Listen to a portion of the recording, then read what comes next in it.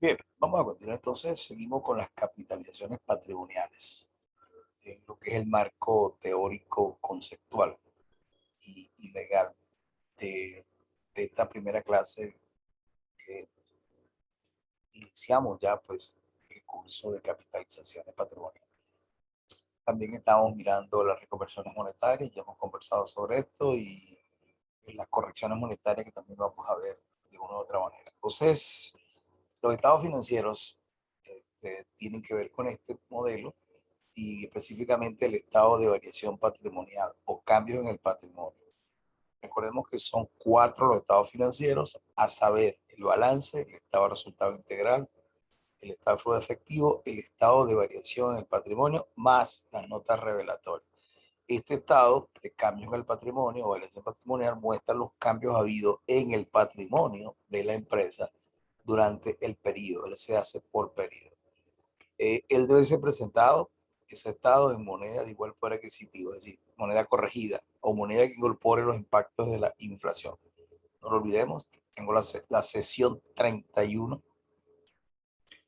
de la norma para pyme y tengo la NIC 29 en el caso de economías con hiperinflacionaria, donde la entidad se le da una categoría de grande empresa. Está entonces corregida por impacto de inflación, es decir, son los estados financieros que son definitivos, son los válidos. Igualmente, tengo otro tema en el caso del patrimonio que es con relación a las acciones, o sea, qué valor le asignamos a las acciones en una entidad que corresponden a los propietarios. Entonces tengo, se miden a valor razonable. Inicialmente están a su costo de adquisición, luego van a valor razonable con cambios. El cambio aquí puede ser a ORI, ¿ok? A otro resultado integral. Tengo también el valor venal en el caso de sucesiones. Ese es el valor de mercado, valor venal. Y en el caso de que se coticen en mercados bursátiles, tendríamos la valorización bursátil. El caso de Venezuela es la Bolsa de Valores de Caracas. Pero si se cotiza en un mercado donde bolsas importantes como el de Nueva York u otros, bueno, ese serían los valores que pudiéramos asignarles como tal. El patrimonio entró a tomar vigencia con la entrada en la aplicación, el uso del impuesto a grandes patrimonios, impuesto que se aplica a pocos países en el mundo. Sin embargo, aquí en Venezuela, pues para completar el modelo de recaudación, se incorporó a los sujetos pasivos especiales, que son los que están obligados a hacer esto. Por lo tanto, el patrimonio es importante y ahí se define en lo que es el decreto que regula la materia del punto de vista tributario, pues que es el activo neto. Que activo menos pasivo sería el patrimonio. No tiene nada que ver con el estado de resultados, simplemente con el estado de situación financiera. Ahí se establece, hay un número de unidades tributarias que debe ser cubierto para declarar, ¿ok? Para declarar y pagar. Una vez que usted establece, cumple con ese criterio, debe hacer la declaración y luego verá si va a hacer el pago respectivo. Es un tributo, ¿ok? Que por cierto no es deducible para fines del impuesto sobre la renta. Impuesto grande patrimonio que comienza, tiene un ciclo distinto, un periodo. Él finaliza el periodo el 30 de septiembre de cada año y comienza el 1 de octubre del siguiente. El siguiente octubre a septiembre comienza como tal. También vamos a encontrar en este proceso de pandemia fusiones, que no es otra cosa que un grupo de empresas, uno o más empresas, dos o más empresas, perdón, se unen, toman la decisión de unirse y en esa unidad surge una tercera empresa o una empresa compra la otra, que es lo que se llama fusiones por absorción. Y allí se entregan los bienes, los activos y los pasivos a valor razonable. En esas fusiones surge, lo he dicho varias veces, posiblemente plusvalía o minusvalía. Plus, mayor valor pagado sobre los activos recibidos. Todo se mide en valor razonable. Y minusvalía es cuando pagamos una cantidad menor por algo que valía menos. ¿Ok?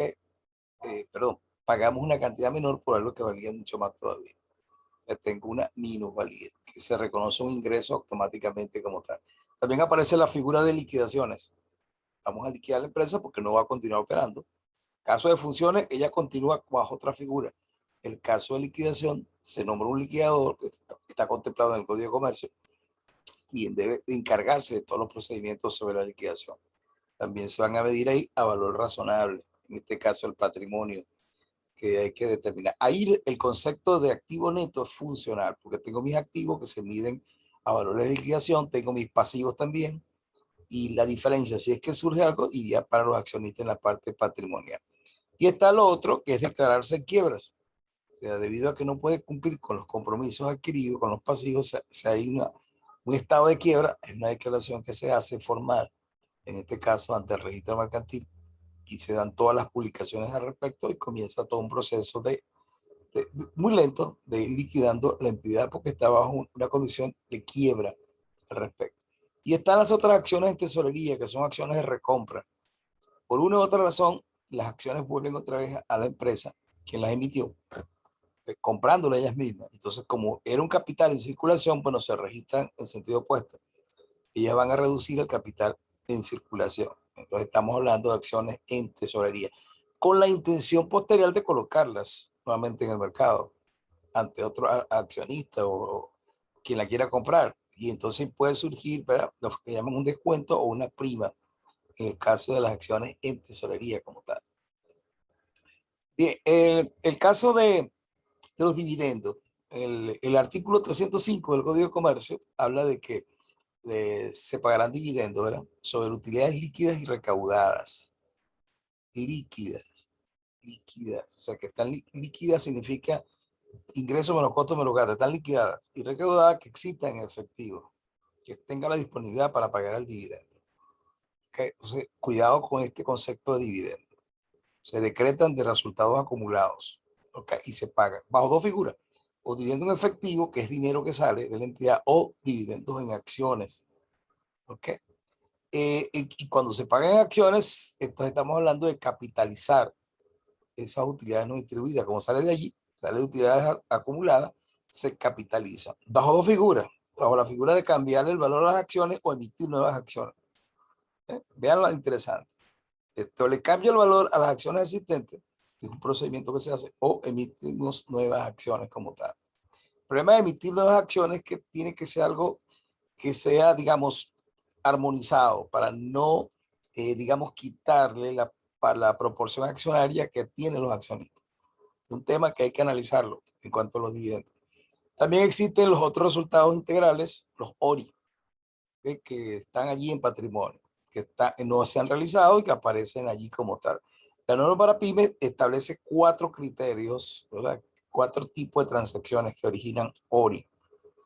Una de ellas, por ejemplo, tiene que ver con aquellas empresas que tienen fondos de pensiones medidas por la base actuarial.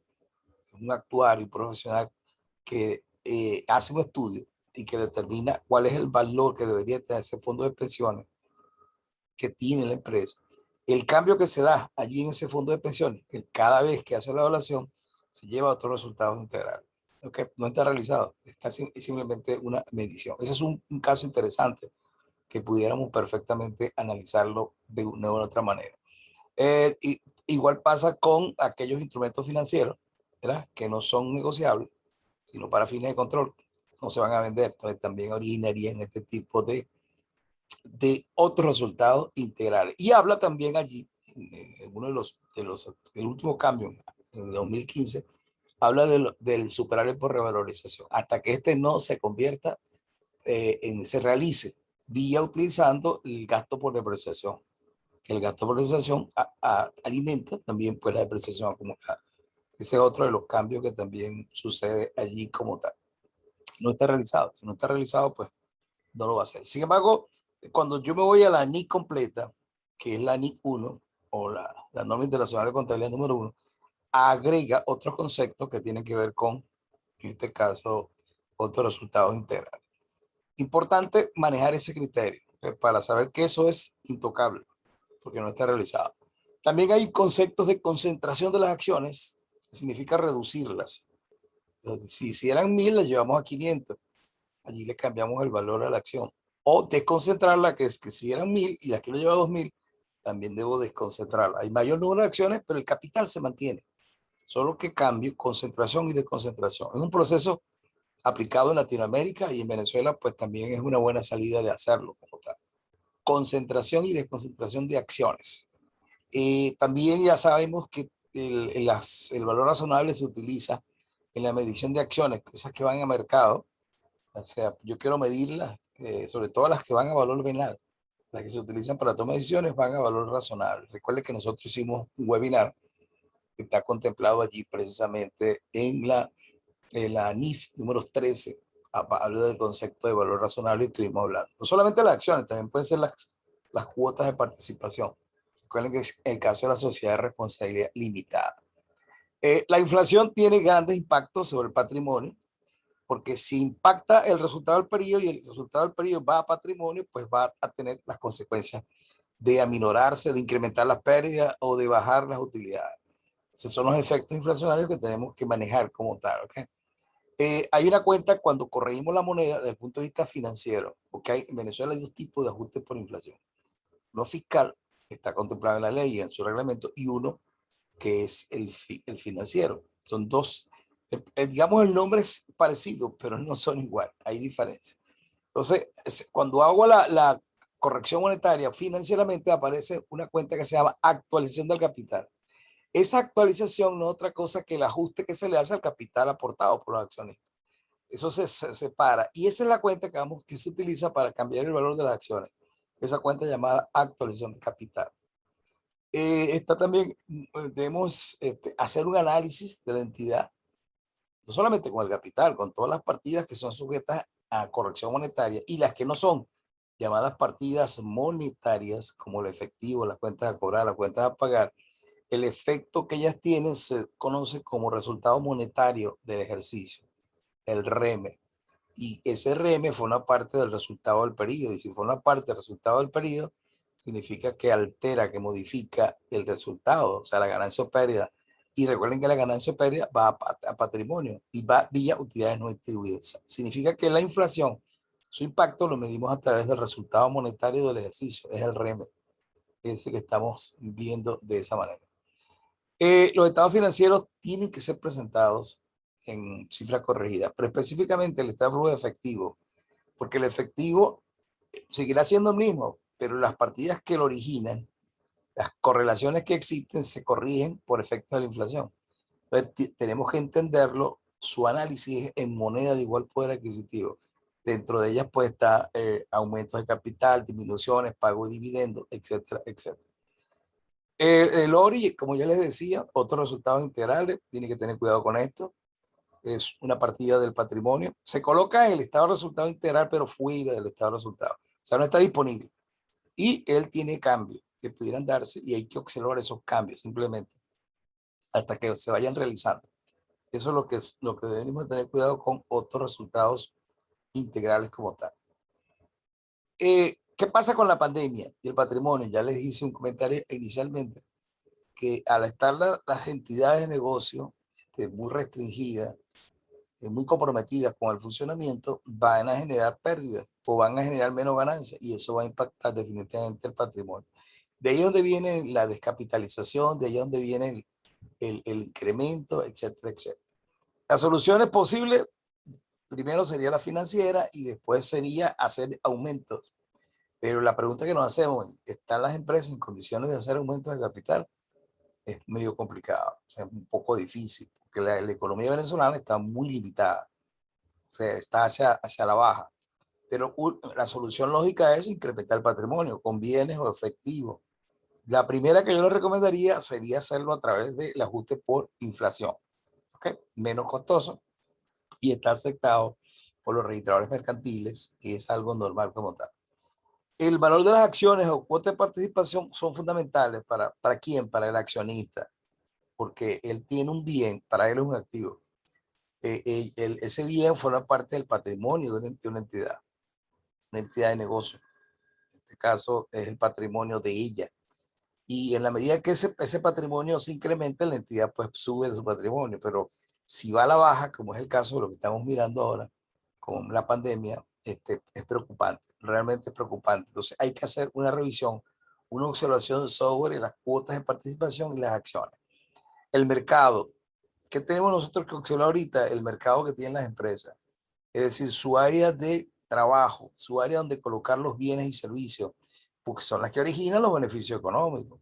Si esa área está muy restringida, muy disminuida, se ha perdido mercado, pues es más probable que tengamos pérdidas. Eso es lo que tenemos que decir en este momento a nuestros clientes, tratar de protegerlos con relación a ese modelo como tal. Y no olvidemos que tengo un modelo ahora de transacciones en moneda extranjera. Voy a hacer las ventas, las compras, pero las voy a contabilizar en bolívares, a una tasa de cambio que debe ser la oficial del Banco Central. Y ese efecto se llama efecto por paridad cambiaria, que va en la mayoría de los casos al estado de resultados. Okay, para que sea deducible ante el fisco nacional, ante el impuesto, tiene que ser la paridad cambiaria oficial. No puede ser una paridad cambiaria distinta, como por ejemplo un mercado paralelo. No, no, pues estaríamos incurriendo en un ilícito cambiario. Ahí tenemos que decidir, tenemos que analizar con la gerencia, mucho cuidado con el control interno de esas transacciones, sobre todo con los dólares que se manejan, con el control interno de esa moneda extranjera que debemos tener bajo custodio como tal. Cuidado con los salarios que se pagan en divisa, porque forma parte de la base para calcular las prestaciones sociales. No puedo omitirla. La contabilidad tiene una particularidad. La partida doble hace que las transacciones tengan entre ellas una correlación, y esa correlación ayuda mucho en el efecto de control interno. Entonces, esa moneda extranjera, ¿qué les quiero decir? Yo puedo presentarle en bolívares, tengo un patrimonio. Si lo hago la traducción y lo coloco en moneda extranjera, voy a tener un patrimonio distinto, por supuesto menor, porque recuerden el efecto dólar-bolívar, el dólar tiene mayor poder como tal. Bien, con esto he querido darle una introducción a lo que vamos a manejar. Para el próximo webinar que tenemos, quiero que ustedes pregunten, voy a tratar de respuesta, y cualquier tipo de sugerencia o aporte que tengan, bienvenido. Bueno, espero haberlos ayudado con esto y nos vemos en el próximo webinar.